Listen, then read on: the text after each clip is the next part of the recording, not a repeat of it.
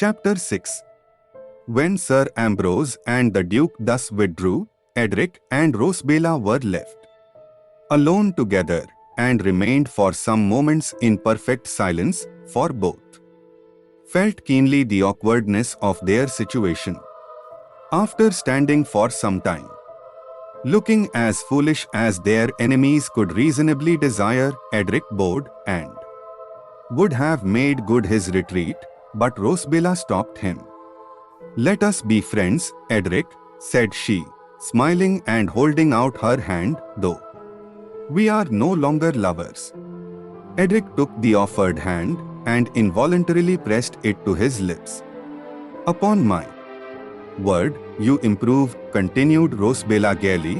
"I declare I never saw such an instance of gallantry from you before, during the whole course of our courtship." Edric smiled as he replied, "If you knew the burthen that has been taken from my mind by the explanation of this morning." "Hush! Hush!" cried Rosabella, laughing. "Now you have spoiled all again. I was afraid your gallantry was too great to be lasting." "I acknowledge," replied Edric, joining in her mirth, "that it is not very polite in me to rejoice in being freed from your chains, but I am no flatterer, and a truce with apologies," exclaimed Rosabella, "as my uncle very justly observed just now, they only make the matter worse. The case is simply this. You and I were not suited for each other. We found it out, and we are both glad to be released from ties that we discovered were incompatible with our happiness. Can anything be more clear, as Dr. Entwerfen says? You, I presume, are going to travel, and to gratify your natural love of variety and wish to acquire information, whilst I, poor unfortunate damsel that I am, must remain at home and wear the willow, till I am fortunate enough to meet with a swain who has the penetration to discover my charms. And most ardently do I hope that it may soon be the case," said Edric, astonished at her affability, and feeling more kindly disposed towards her than he had ever done before. "You are right in supposing I wish to travel. But alas, I have not now the power. My father is too much offended to afford me the means, and without money traveling is far from agreeable," interrupted Rosabella, smiling. "Is not that what you would say? Why not apply to Father Morris? Then he can, and I am sure will help you. For myself, I am powerless, except as far as giving advice." "Your advice, however, is excellent," replied Edric, regarding her with still increasing amazement, "and I assure you I will follow it to the letter. I never thought of applying to the Reverend Father, though I now feel it is the best thing I can do." "Why then do you look at me so incredulously?" continued Rosabella. "I can have no motive for deceiving you, and yet you look as suspicious as though you thought I had. I own my behavior towards you is changed, but remember the different circumstances in which I am now placed. I feared even to speak to you, lest my words should be deemed an encouragement of the pretensions I supposed you to entertain to my hand. Now that we are both free, that reason no longer exists, and besides, I feel grateful to you for declaring your sentiments so openly, and thus saving me from my uncle's displeasure. Can anything be more simple, as your friend Dr. Entwerfen would say?"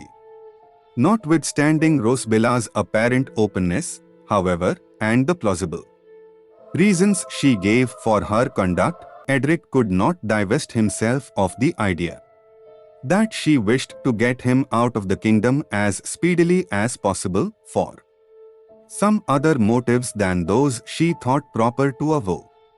There likewise appeared some mystery in her speaking so confidently of the assistance of Father Morris, for as the Duke's family had a regular confessor, Father Murphy, it seemed strange that Rosabella should have an intercourse with any other priest beyond that required by the common forms of society, and so slight an intimacy could scarcely warrant the positive assertion she had made use of. Edric, however, was too anxious to avail himself of any opportunity that offered of proceeding to Egypt to trouble himself with long investigation of the subject, and when he quitted Rosabella, he proceeded in search of Father Morris as a matter of course, and almost without any volition of his own. The suite of rooms appropriated to Father Morris in the mansion of Sir Ambrose was in a wing partly detached from the main dwelling, and thither Edric bent his steps. As he approached, however, to his great surprise he heard a sound of blows followed by deep groans. Knowing that it was the hour of dinner for the domestics, and that none of the other inmates of the mansion were at home but the friar and himself, he could not at first account for this strange and fearful noise, but finding, as he advanced, the sounds proceeded from the inner chamber of the priest, where no one but himself ever ventured, he soon became satisfied that Father Morris was performing a penance of self-flagellation, and as it was deemed impious to interrupt a penitence, he seated himself quietly in the outer chamber, waiting the priest's leisure, wondering, however, to himself, what crime so holy a man could possibly have committed that could require so severe an expiation. When Father Morris made his appearance, it was with his usual downcast eyes and composed look. He expressed his astonishment at seeing Edric, but made no allusion to the penance he had just been performing, and listened with a cold, unmoved aspect to Edric's communication. "Then I am to understand," said he, when it was finished, "that you are like the prince we were reading of the other day, in a book we found in your tutor's library. You cannot be happy because you have never been miserable, and you are going to plunge into all the cares and troubles of the world, merely to learn how to enjoy retirement." "Not exactly so, father," rejoined Edric. "I have two other motives, the anger of my father, and the earnest tormenting wish I before confessed to you, of diving into the secrets of the grave." "And how is that to be accomplished by your leaving England?" "I wish to try to resuscitate a mummy. The scheme is wild, vague, and impracticable. Not if Dr. Entwerfen's hypothesis be true. For, supposing the souls of the ancient Egyptians to be chained to their bodies, and to be remaining in them in a torpid state, it is very possible that by employing so powerful an agent as galvanism, reanimation may be produced. I have already seen some wonderful instances of the vivifying power of the machine, and as the Egyptians took care to preserve the bodies of their dead quite entire, probably from the idea I have just alluded to, I think the mummies are the best subjects we can possibly fix upon for our experiments.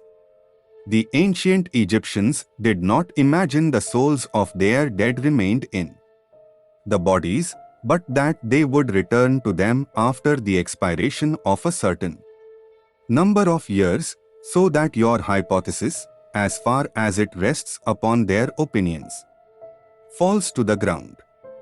"Do not call it my hypothesis," returned Edric. it is that of Dr. Entwerfen. My own opinion is decidedly different, for I cannot imagine any idea of death. That does not imply a separation between the body and soul. The subject, however, is curious, to me highly interesting, and I own, candidly, there are many mysteries connected with it, which it would give me the highest satisfaction to have explained. And these mysteries, which have vainly excited the speculation of the learned since the commencement of the world, you think your journey to Egypt will enable you to unravel, said Father Morris, with a sardonic sneer. Edric felt irritated at his manner, and replied warmly, I am not presumptuous, Father, but as even you must allow, man is often but a blind instrument in the hands of fate. It is possible that the racking desire I feel to explore these mysteries may be an impulse from a superior power and a proof that I am destined to be the mortal agent of their revelation to man. Egypt is a country rich in monuments of antiquity, and all historians unite in declaring her ancient inhabitants to have possessed knowledge and science far beyond even the boasted improvements of modern times. For instance, could we attempt to erect stupendous buildings like the pyramids, where enormous masses are arranged with geometrical accuracy, and the labors of man have emulated the everlasting durability of nature? Are we even capable of conceiving works so majestic as those they put in execution? No, assuredly not. In every point they surpassed us. Even in their religion? Asked Father Morris sarcastically. No, returned Edric, every scheme of religion falls infinitely below the divine perfection of Christianity. But as Christianity was not in the times we are speaking of revealed, it cannot be denied that the Egyptians made some approach to wisdom even in their devotions. They worshipped nature, though they disguised her under the symbols of her attributes, and gratified the vulgar taste by giving them tangible objects to represent ideas too sublime for their unenlightened comprehension.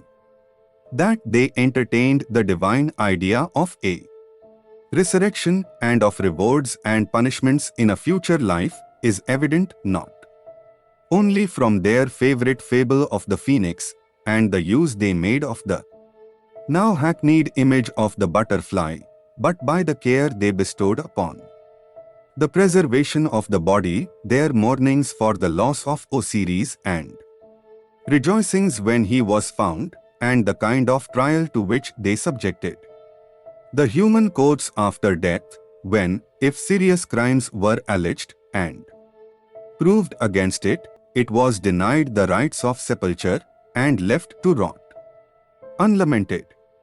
Then, can any modern institutions excel the wisdom of the laws enacted by the pharaohs? Or can any modern magnificence equal that displayed in the cities of Memphis and Thebes?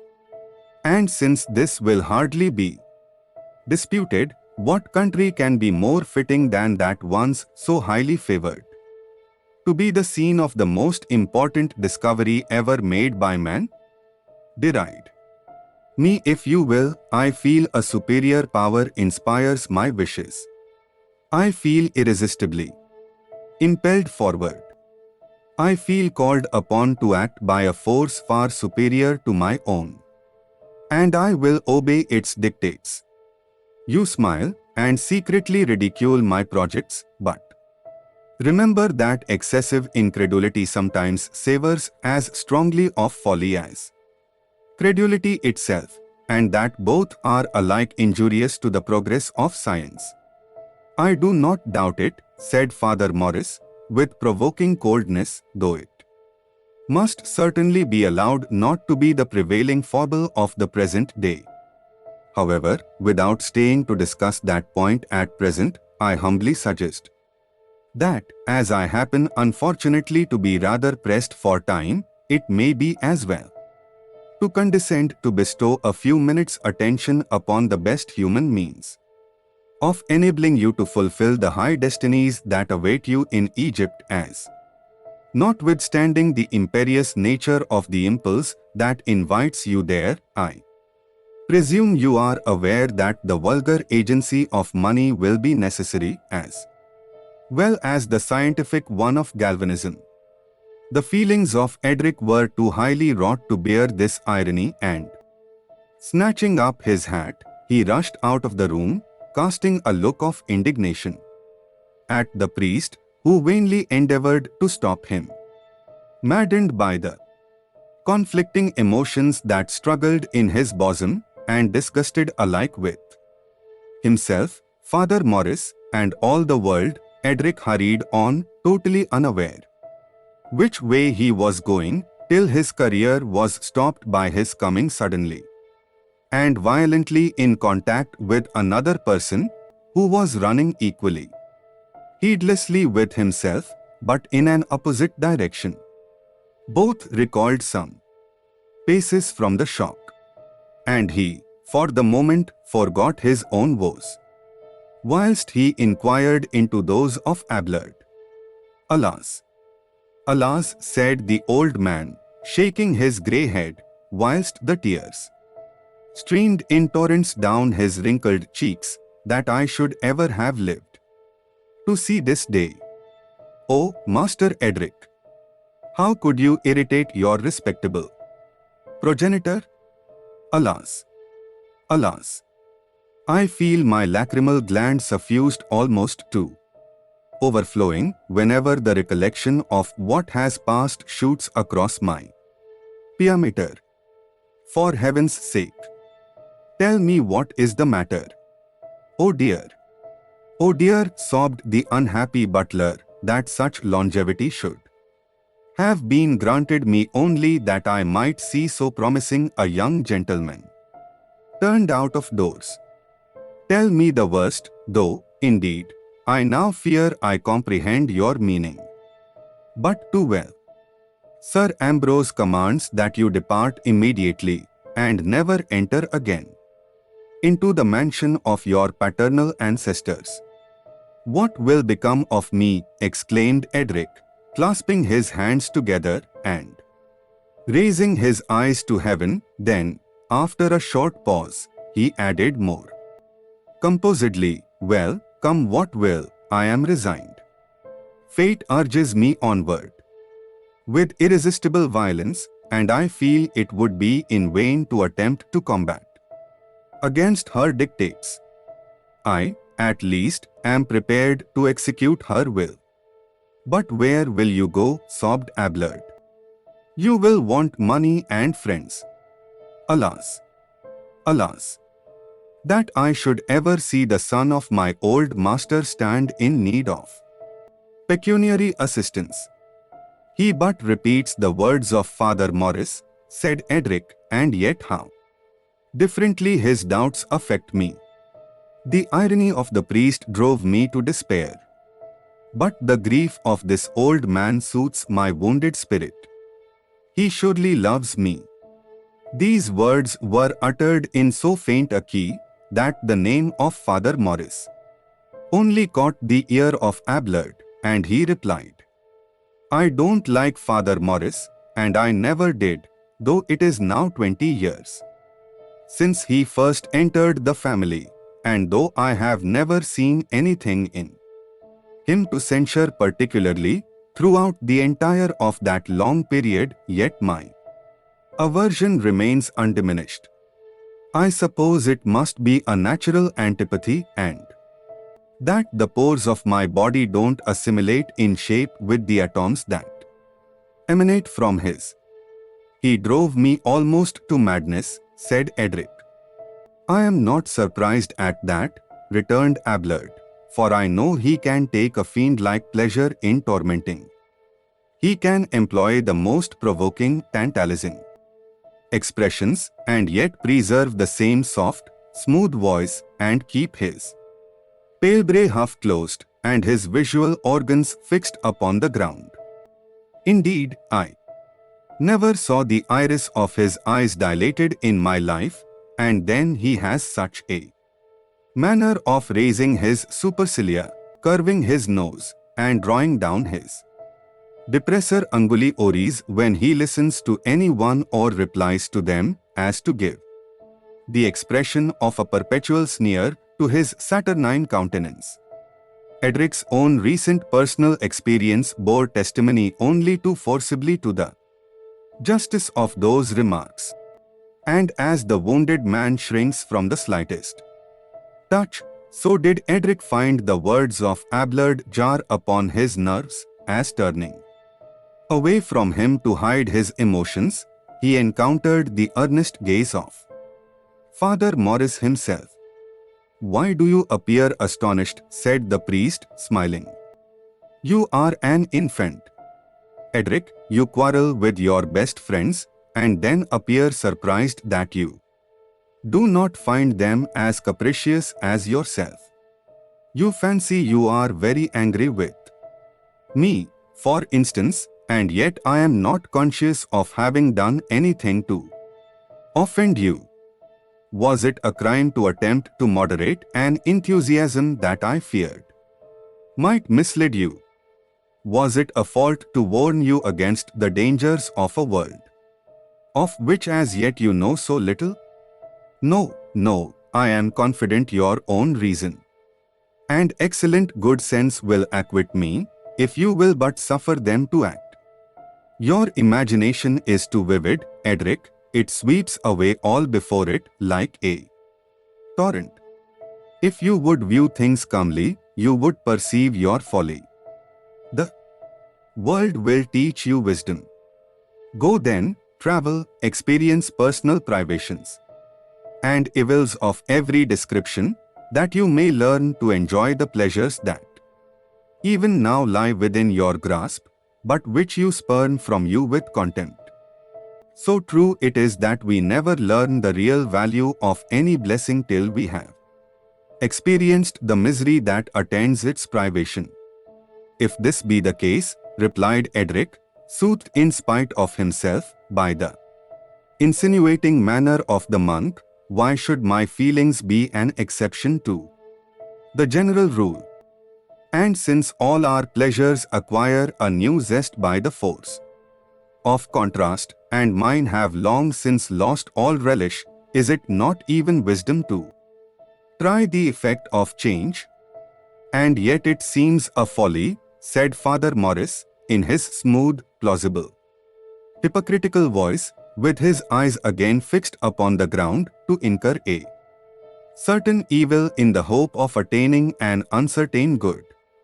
Edric started, and fixed his eyes upon him, with an expression the monk well understood, and not wishing again to provoke him past endurance, he continued in a different tone, "But it is useless for age to preach lessons of prudence to youth, and as your father says, every one must purchase his own experience, so we will now, if you please, change the subject to that of making preparations for your journey.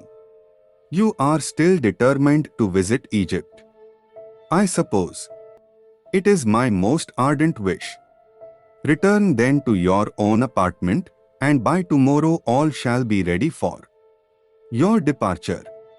"He must not enter the house," said Abelard. "Alas, alas, that I should live to say it. Sir Ambrose has forbidden him even to cross the threshold. Can you not remain concealed in the apartment of Dr. Entwerfen?" asked Father Morris, after a short pause. "No one enters there but himself, and one of the windows looks upon this terrace, so that you may reach it unobserved.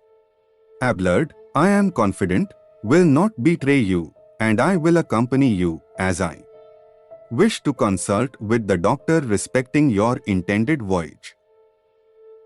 Edric hastily assented, and bidding Abelard an affectionate adieu, he and Father Morris easily climbed through the window that led to the adytum of Dr. Entwerfen, whilst Abelard, clasping his hands together, exclaimed as he retired, "God bless him. Well, he shall not want for pecuniary assistance at any rate. If Mr. Davis and I can help it, that is one comfort." When Edric and Father Morris entered the study of Dr. Entwerfen, they found him engaged in what, certainly considering his age and station, seemed a very extraordinary amusement. He was apparently dancing a hornpipe, drawing his heels together, and alternately rising and sinking like a clown in a pantomime, twisting his face, in the meantime, into the most hideous grimaces.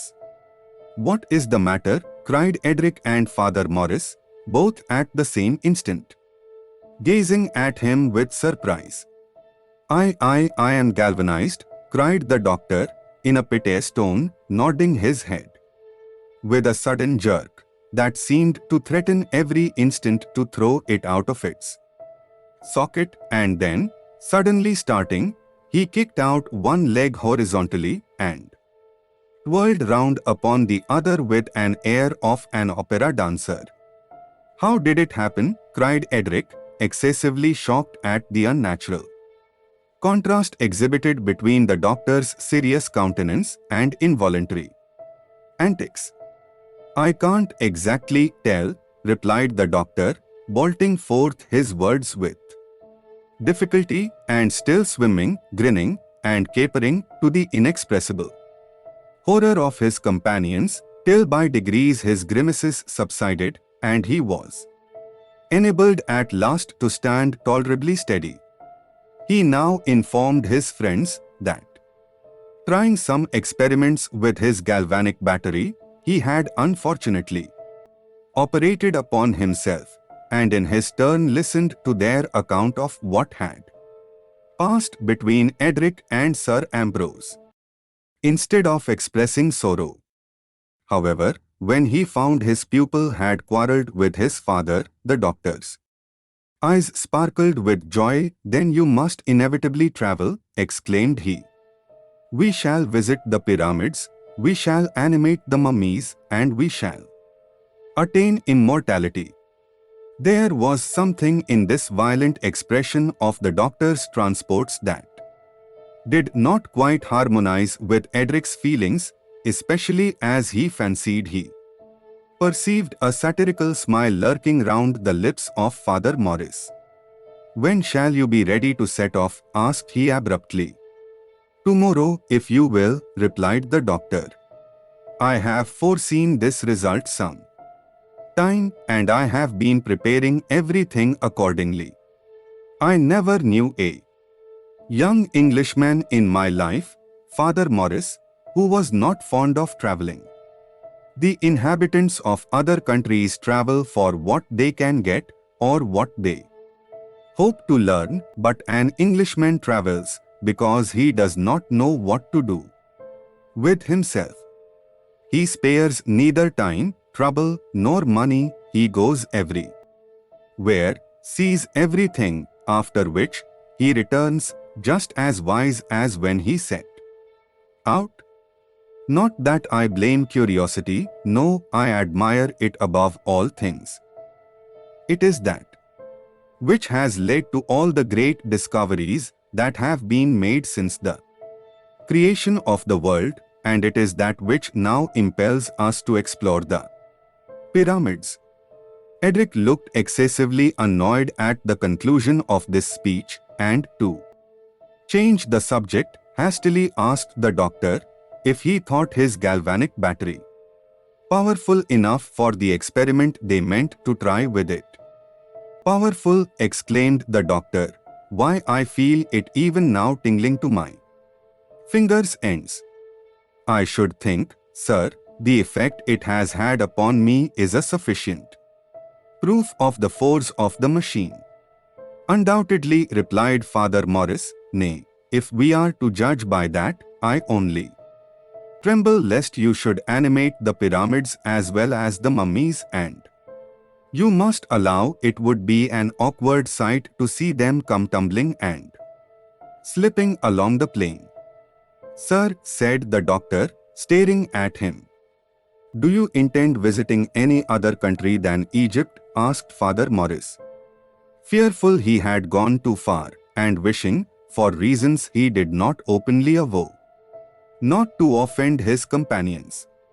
I should like to see India, said the doctor, some black-letter pamphlets in my possession allude to its being once governed by an old woman, and as the regular historians make no mention of the fact, I should like to see what traditions I could gather respecting it on the spot. The religion of the ancient Hindus, before they were converted to Christianity, has been said to have resembled that of the ancient Egyptians by comparing the monuments of both. One might be made to illustrate the other. I should also like, before we quit Africa, to see the celebrated court of Timbuktu. I have long been in correspondence with a learned Pandit there, who has communicated to me some of the most sublime discoveries. The whole of the interior of Africa must be interesting, observed Father Morris, particularly the rising states on the banks of the Niger. It is generally instructive as well as amusing to watch the birth and struggles of infant republics, and to remark first how fast the people encroach, and then the governors. Whilst the rulers are weak, they are always liberal, but their exalted sentiments in general decrease in exact proportion as they become powerful. In short, resumed the doctor, I would willingly traverse the whole world. I know but one country that I should dislike to visit. And which is that? Asked Edric. America, replied the doctor. I have no wish to have my throat cut or my breath stopped by a bowstring. I have a perfect horror of despotic governments. Then how do you endure the one we live under? Asked Father Morris. The case is quite different, returned the doctor. With us, the spur of despotism is scarcely felt, and the people, being permitted occasionally to think and act for themselves, are not debased and brutalized as the slaves of absolute power are in general. Despotism, with us, is like a rod which the schoolmaster keeps hung up in sight of his boys, but which he has very seldom any occasion to make use of. From such despotism as that of the Americans, however, heaven defend us. Amen, said Edric, for, as we are happy now, we should be idiots to desire a change. What an unphilosophical sentiment, exclaimed the doctor. I am really quite shocked that you, Edric, should utter such a speech. What an abominable doctrine! Remember that if you once allow innovation to be dangerous, you instantly put a stop to all improvement. You absolutely shut and bolt your doors against it. Oh, it is horrible that such a doctrine should be ever broached in a civilized country. You could not surely be aware of what you were saying.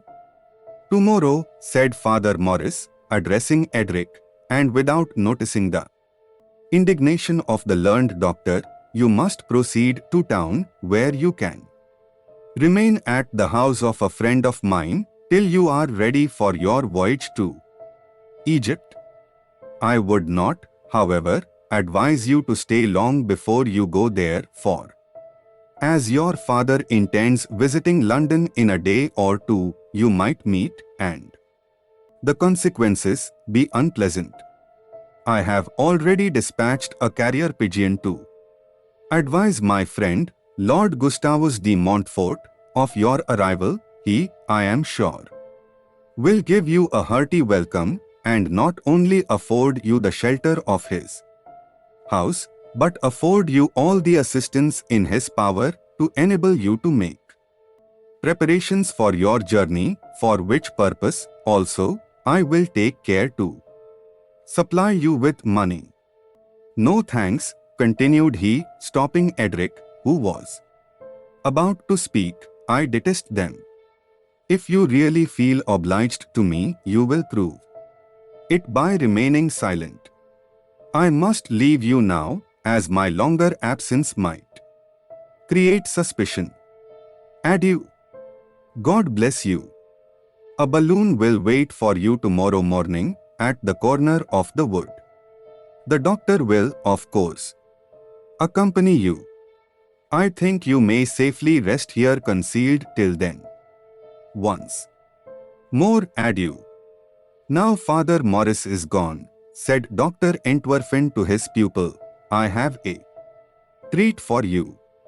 I will show you a curious collection of ballads, all of which are at least 300 years old, which a friend of mine picked up in London for me the other day and sent me down this morning by the stage balloon.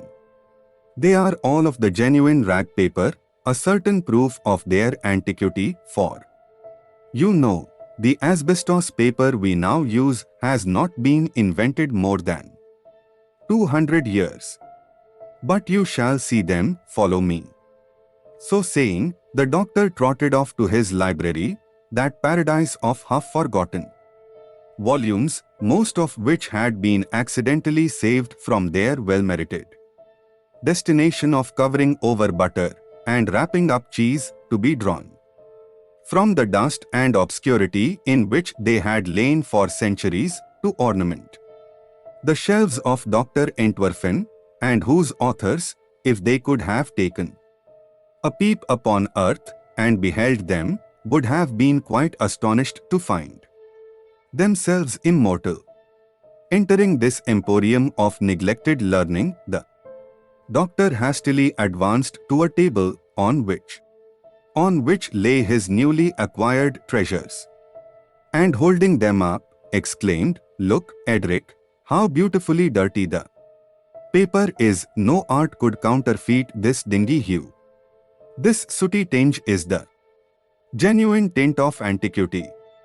You know, Edric, in ancient times, the caloric employed in culinary purposes, and indeed for all the common usages of life, was produced by the combustion of wood and of a black bituminous substance, or amphilites, drawn from the bowels of the earth, called coal, of which you may yet see specimens in the cabinets of the curious. As these substances decomposed, or rather expanded, by the force of heat, the attraction of cohesion was dissolved, and the component parts flew off in the shape of smoke or soot. This smoke, rising into the air, was dispersed by it, and the minute particles, or atoms, of which it was composed, falling and resting upon everything that chanced to be in their way, produced that incomparable dusky hue, which the moderns have so often tried, though in vain, to imitate. I beg your pardon, Edric, for using such vulgar language to express what I wished to say, but really, treating upon such a subject, I did not know how to explain myself elegantly. Oh, I understood you very well, sir. After all, the only true use of language is to convey the ideas of one person to the understanding of another, and provided that end be attained, I really do not see that it is of any consequence what words we make use of. True, Edric dear. You make very just observations sometimes. Well, but the ballads, I was going to show you my treasures, my jewels, as the Roman lady said of her children. Look what beautiful specimens these are. A little torn here and there, and with a few of the lines illegible but genuine antics. I will warrant every one of them above 300 years old. Look, it is real linen paper, you may tell it by the texture, and then the spelling, see. What a number of letters they put into their words that were of no use. Look at the titles of them. Here is the tragical end of poor Miss Bailey, and here, Cherry Ripe, and I have been roaming. Here is the loves of Captain Wattle and Miss Rowe, and here are Jessie the flower of Dunblane and Dunois the brave. But this is my phoenix, here is what will be the envy of collectors. Here is my invaluable treasure. This, I believe, is absolutely unique, and that I am so blessed as to possess the only copy extant. The date is wanting, but the manners it describes are so unpolished that I should almost think it might be traced back to the times of the aboriginal Britons. Thus it begins. At Wednesbury there was a cocking, a match between Newton and Scroggins. The nailers and colliers left work, and to Spittles they all went jogging. Tol de roll lol. I used to be very much puzzled at this burthen, which is one of frequent recurrence in ancient songs. At first, I thought it a relic of some language now irrevocably lost, and both cocks were crushed to atoms. I don't know whether you are acquainted with the manner in which these Gallic combats were conducted, Edric. A kind of amphitheatre was formed, upon which the birds were pitted one against the other, whence the name cockpit. The combatants were armed with large iron spurs, and the victor generally left his rival dead upon the field. The ballad proceeds. The cockpit was near to the church, as an ornament to the town. One side was an old coal pit, and the other was well gorsed round. Gorse was a kind of heath or furze. Peter Hadley peeped through the gorse, in order to see the cocks fight. Spittle jobbed his eye out with a fork, and said, "Blast you, it serves you right." This is very spirited and expressive, though the false quantities render it difficult to read. Some folks may think this is strange, who Wednesbury never knew, but those who have ever been there won't have the least doubt but it's true. For they are all savage by nature, and guilty of deeds that are shocking. Jack Baker he whacked his own feather, and so ended the Wednesbury cocking. "It is very fine certainly," said Edric, who was half asleep. "Upon my word," returned the doctor, "I don't think you have heard a single word I have been saying." "Oh, yes, I have," replied Edric, "every syllable. It was about a man killing his own father and putting his eyes out with a fork." "Eh?" cried the doctor, somewhat annoyed at this unequivocal proof that, though his words might have struck upon the auricular organs of his pupil, they had not reached his brains. The exclamation of the doctor restored Edric to his senses, and he began to apologize. "I am really very sorry," said he, "but you must excuse my inattention. Sometimes, you know, the mind is not in tune for literary discussions, even when proceeding from the most eloquent lips. This is my case at the present moment. My mind is so occupied by the important change that has just taken place in my affairs that, I own, even your learning and eloquence were thrown away upon me." "If that be the state of your mind," replied the doctor, with chagrin, "it is of no use to show you any more of my literary treasures, else I have some of matchless excellence. Here is a letter addressed to Sheridan, a witty writer of comedies in the 18th century, which has never been opened, and here is a tailor's bill of the immortal Byron, which may possibly never have been looked at. But here is the most inestimable of my relics. Look, at least, at this." This piece of paper, covered carelessly with irregular strokes and lines, was once in the possession of that enchanting, that inimitable novelist of the 19th century, generally distinguished in the works of contemporary writers by the mysterious title of the Great Unknown. See, here is half the word Waverley written upon it, and doubtless all these other irregular marks and scratches proceeded directly from his pen. I confess, Edric, I never contemplate this relic of genius without a feeling of reverence and almost of awe. Perhaps, say I to myself, when I look at it, when these letters were formed, the first idea had but just arisen in the mind of the author of those immortal works, which were afterwards destined to improve and delight mankind. Perhaps, at that very moment gigantic thoughts were rushing through his brain, and a variety of new ideas opening their treasures to his imagination.